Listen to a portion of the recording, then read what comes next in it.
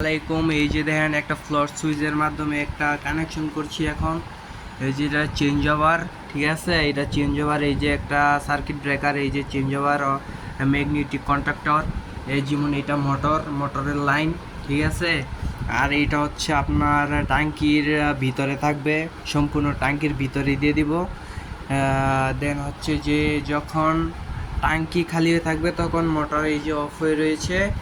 এই যে যখন এই যে এটা ট্যাঙ্কির ভিতরে থাকবে, পানি খালি থাকবে, আস্তে আস্তে এটা নিচে যাবে। এই যে অটোমেটিক মোটর চালু হয়ে থাকবে, ঠিক আছে। এই যে চেঞ্জ ওভার মেশিন, এটা ঠাস করে পড়ে যাবে। দেন যখন আবার ট্যাঙ্কি